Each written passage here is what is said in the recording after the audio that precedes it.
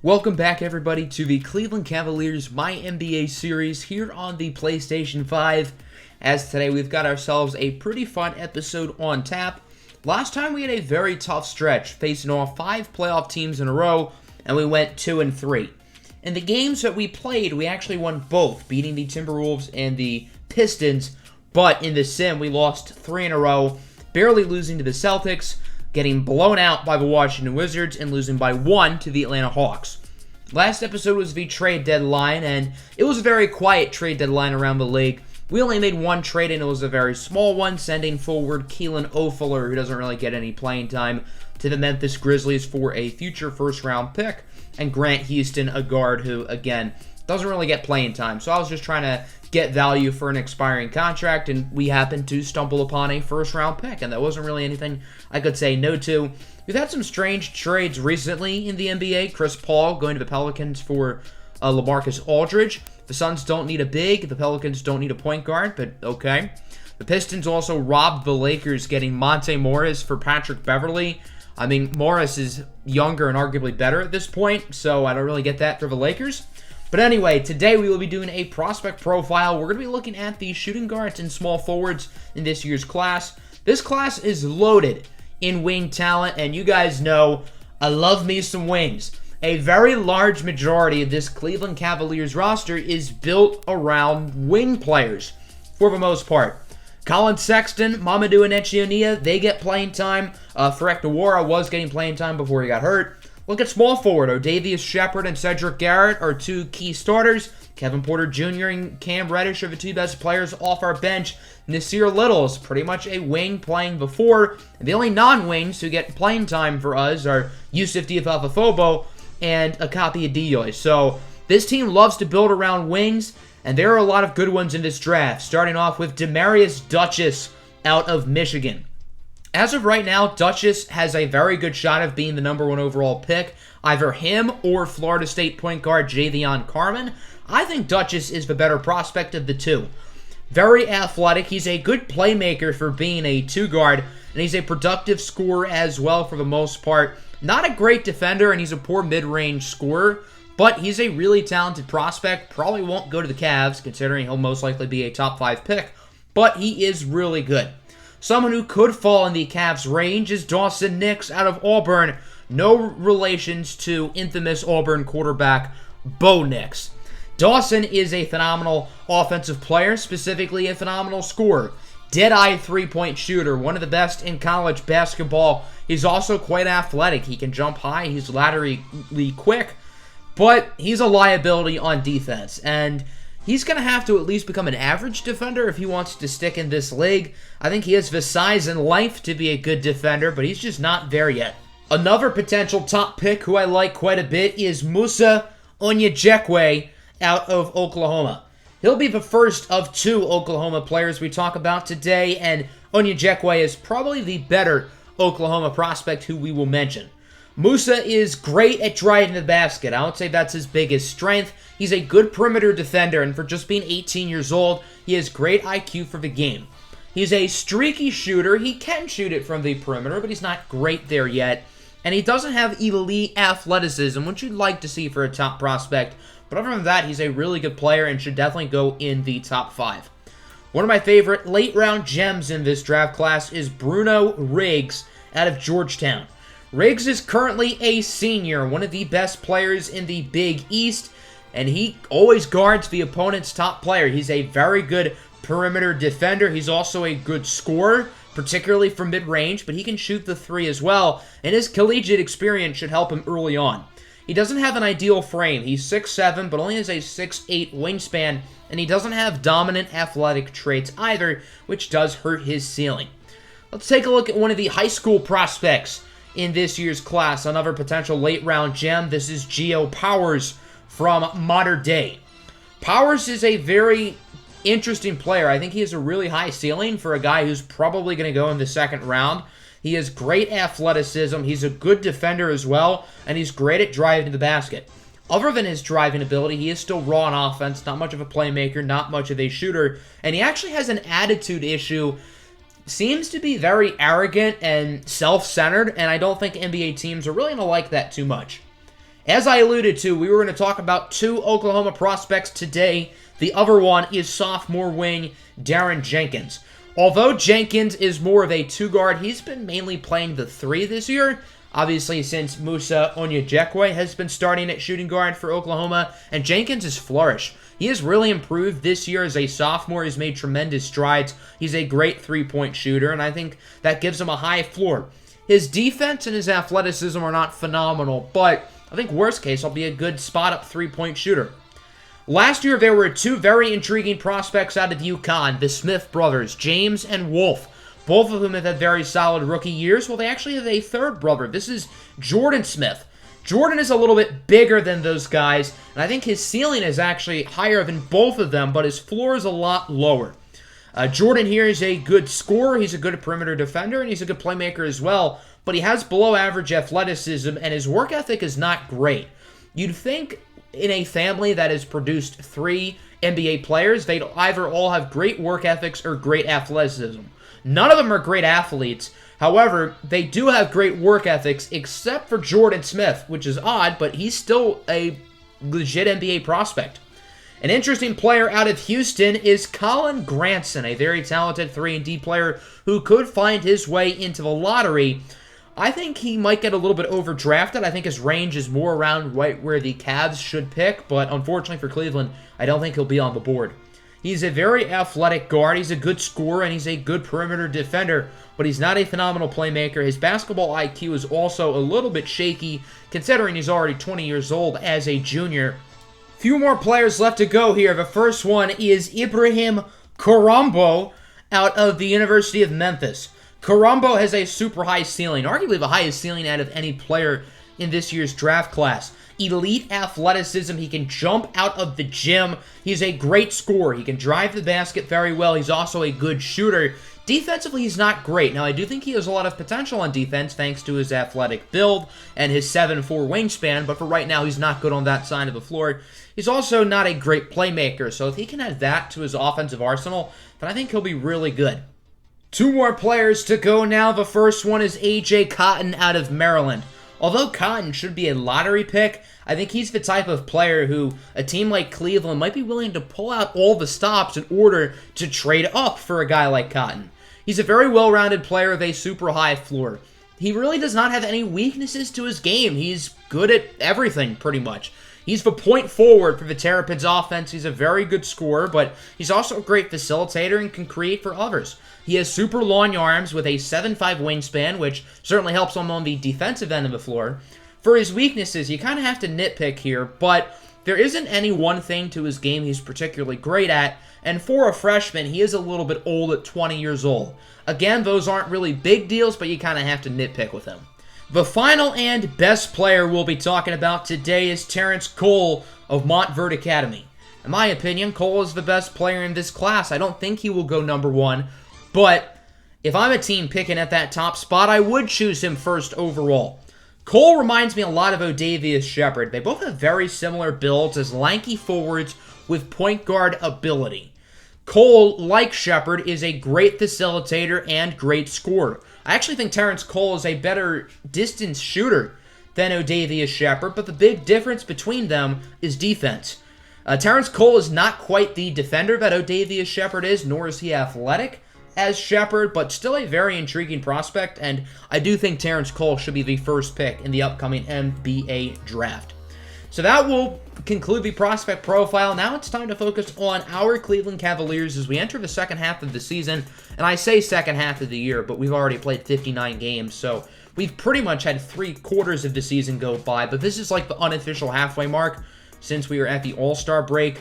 Currently, our Cavaliers are the 3 seed. Likely will play either the Bulls, Hornets, Pistons, maybe the Wizards, maybe the Nets in the first round of the playoffs. I don't think we're going to hop up into the top 2 seeds. The Celtics and Hawks are both really good, but I don't think we're going to drop too far. Looking at the numbers, for pretty much this whole year, Colin Sexton was leading the team in scoring, but it looks like him and Odavius Shepherd have pretty much swapped point totals. Shepherd's been usually averaging around 20, Sexton around 21, but they've kind of switched. So Shepherd is now the leading scorer. Obviously, Odavius Shepherd is an all-star. Him and Zario Papadopoulos are the first rookies since Blake Griffin to make the All-Star game. Looking at the other All-Star festivities, Ja Morant is in the dunk contest and three-point contest. Very star-studded three-point contest. Looking at the Rising Stars game, you got O'Davious Shepherd and Cedric Garrett on Team USA, Mamadou Enechionia and Yusuf Diafafa-Fobo on Team World. So we're going to simcast this Rising Stars game as Team USA wins by 119 to 118. O'Davious Shepherd was the best player on Team USA with 27, 7, and 5. Garrett adding 14, 3, and 3. For Team World, Dario Papadopoulos was very good for them. 13 and 6 for Enechionia. Quiet game, though, for Big Fafa. He went 2 for 9 from the field, which isn't great considering he's a center, but okay. So we're going to simulate the three-point contest and dunk contest. Jason Tatum wins the three-point contest, and Ja Morant wins the slam dunk contest. I'd like to see Ja Morant in a slam dunk contest in real life. That would be fun. So now we will be simcasting the All-Star game. I actually wanted to do a player lock on O'Davious Shepherd, but the game didn't let me, so I just figured we would simcast. And as you can see, Team Giannis looking good, and they do end up pulling away against Team Luka, 162 to 158, so that means O'Davious Shepherd's team got the win. Shepherd only played 6 minutes. He did score 9 points, though, along with 4 assists, so he made the most of his limited playing time. Actually, 8 points, excuse me, not 9. My recording thing was kind of covering up the bottom of the screen, so that's why I thought he had 9 for some reason. Oh well, on to the second half of the season now, and I wanted to find a game that intrigued me, and the first game of the second half of the year actually sparked my interest against the Portland Trail Blazers. Remember, we made that big trade with the Trail Blazers earlier in the season, helping us get a copy of Diop and Nasir Little. We sent Obi Toppin and Jonas Valanciunas to the Blazers. So this is our first time playing against our former teammates, and this is the first time Little and Diop returned to Portland. I think Obi Toppin's actually been a little bit better since the trade. His efficiencies have stayed the same, but numbers-wise, he's going up. I think Valanciunas has been better as well, so I think this was a fine trade for both sides, although I do think the Cavs probably got a little bit better value considering a copy of Diop's potential. So let's get into this one. First game of the second half of the season. The return of Nasir Little and a copy of Diop to Portland. Nasir Little got a standing ovation when he was named as one of the starters. A copy of Diop received a train of boos, which is very interesting. Diop, obviously the second overall pick, didn't really work out for the Blazers, I guess. Regular starters for the Cavs. For the Blazers, it'll be Damian Lillard, Gary Trent, Saddiq Bey, Obi Toppin, and Yusuf Nurkic. So, very talented group here for the Blazers as they're on a potential playoff run as well. Colin Sexton opening up from deep. As you saw at the beginning of the game, Colin Sexton only averaging 12 points per game in his last 5 contests, only shooting 27% from 3 in that span. Quick dunk for Damian Lillard. Lillard isn't known as a dunker, but if you remember early in his career, he was in the slam dunk contest, I believe. Gary Trent Jr. makes the 3. Good start here for the Blazers, as it is now 5-3. Fear Nasir Little inside for the slam. His first points against his old team. Tied at 5 now. Damian Lillard trying to drive inside. He passes it out for Obi Toppin from beyond the arc. That's the Obi Toppin we all know and love on offense. Chilling in the corner, burying those 3s. Saddiq Bey now from beyond the arc. Bey has been on 3 teams in 3 years, but he's been a productive NBA player. Dame Dalla, Damian Lillard from deep. The Blazers are red hot here on offense. Sexton to the corner for Cedric Garrett. His first bucket of the game. A nice 3-pointer for Garrett. 13-18 now. Shepherd inside for Okapi Diop with the slam. Hot start today for Diop. He kind of has a chip on his shoulder today. Dino Dixon misses the 3, but the former Cavalier, Jonas Valanciunas with the putback. 24-17, Saddiq Bey, more wide open than a McDonald's drive-thru at 5 o'clock in the morning. I don't know why the Cavs just decided not to cover him. 17-27, Sexton misses the shot, but Big Fafa is there for the putback. Yusuf Diafafa-Fobo. Cavs down by 12 here at the end of the first quarter, trying to get a last-second bucket as it's Mamadou Enechionia beating the first quarter buzzer, but still a good start for the Blazers as they lead this game 31-22. On to the second quarter, Gary Trent misses the 3. Nurkic with the rebound. Back to Trent. The second chance shot goes in. Good three for Trent. 12-point game once again as there's Cedric Garrett going upstairs where Grandma hides the cookies. 37-28 now. Cleveland trying to make a comeback as Damian Lillard in the corner for an open Obi Toppin from deep. Toppin, one of the more efficient three-point shooters in the NBA. The Cavs did lose some shooting in the Obi Toppin deal, but I'm sure they don't regret it. Odavius Shepherd with a nice three ball. Quiet start scoring-wise for Shepherd today as Obi Toppin catches the alley-oop. 8 points early in the first half for Toppin. Cedric Garrett denied at the rim. Cody Zeller sent that one to the moon. Lillard in the corner for Gary Trent Jr. for deep. 37-46 now. Sexton has some space and he will let it fly. Nice three from Colin Sexton. 42-48 now. CJ Cruz Jr., the rookie point guard out of Oregon with the bucket. Played his college ball in Oregon, led the Ducks to a national title, and now producing at a high level off of the Blazers bench. Cavs with a quick steal here towards the end of the first half as it's Kevin Porter Jr. over to Cedric Garrett for the bucket. Cleveland making a nice run here down the stretch in the second quarter as they're only down by 8. Sexton with it. Mini step back for three. It is good, and the Cleveland Cavaliers will cut it down to 5. That will conclude the first half. A shaky start for the Cavs, specifically on defense, but they did a good job of picking things up. 13 points for Colin Sexton. He leads the way for the Cavs. Damian Lillard with 15 for the Blazers. We enter the second half. Quick and one for Odavius Shepherd. He had 9 points and 6 dimes in the first half. Now it's just a 3-point game as Sadiq Bey is blocked at the rim by Garrett. Cavs on the fast break. It's Okapi Adeoye with the and one slam. Nurkic called for the foul. What a dunk by Adeoye.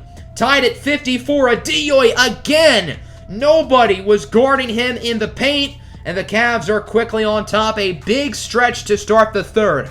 Circus layup from Cedric Garrett will fall.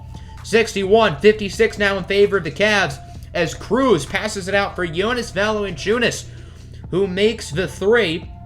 61-59 now. Enechia, tough layup, and it will fall. Loose ball foul on Diafafafobo, but the bucket will still count. 63-59. This is an and one for Dino Dixon. I don't know how you can call that a shooting foul. That was clearly a reach from Enechia, but they're going to call it a shooting foul. Again, that's a really dumb call as Kevin Porter Jr. makes the three. Again, Cavs up by 4 with 35 to go in the quarter as Zeller, tough shot over 2 defenders, and it goes in. 70-66 now as Dino Dixon passes it out for Cody Zeller. No good, but Yusuf Diafafafobo will put it back in his own basket.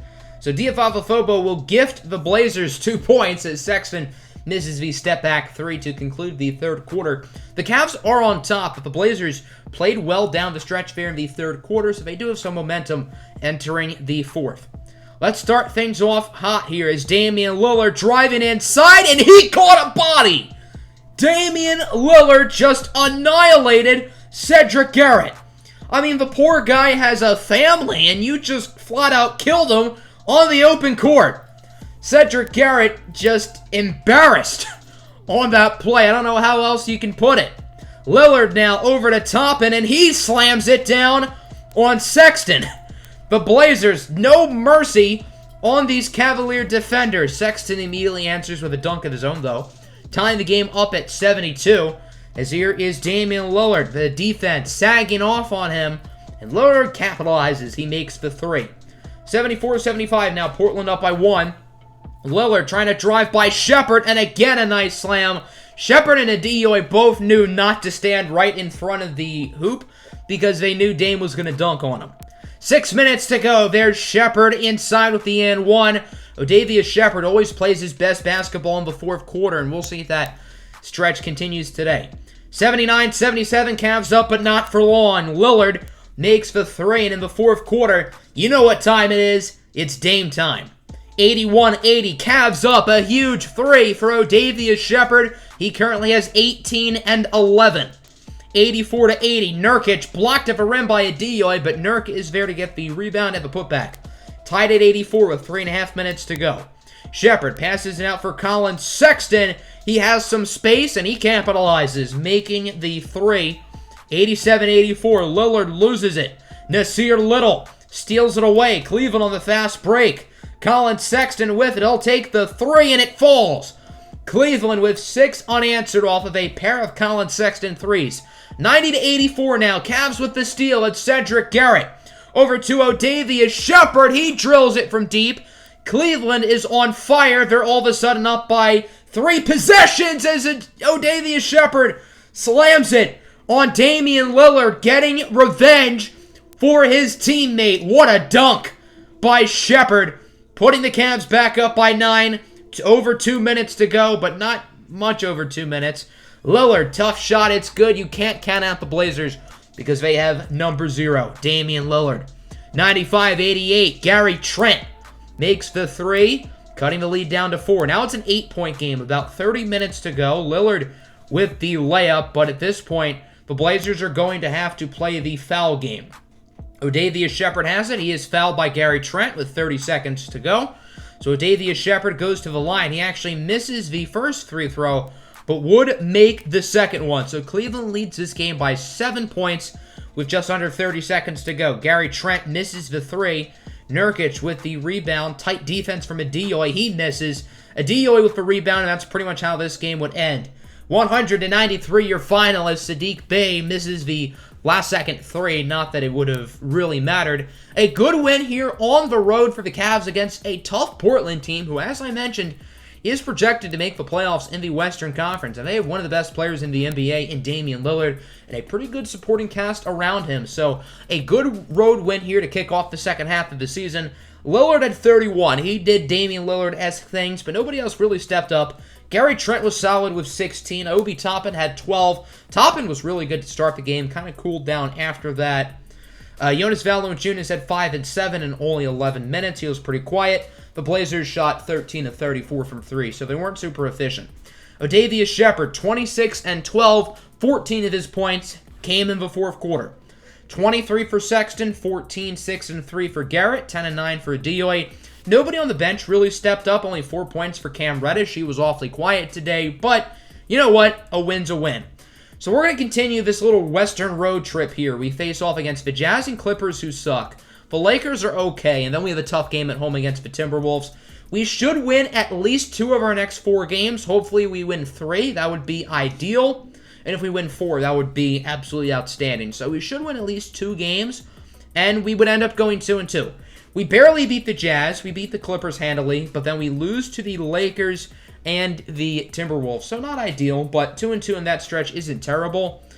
We are still projected to make the 3 seed, and it looks very likely that we will get the 3. We are 3 games ahead of the Bulls, who have the 4 seed, and I think we're like 4 games behind the Hawks, who had the 2 seed. So that will conclude today's episode. Regular season winding down. It does look like we will make the playoffs, which is pretty exciting. Hope you guys enjoyed. Make sure to hit the like button and subscribe. I'm out. Peace.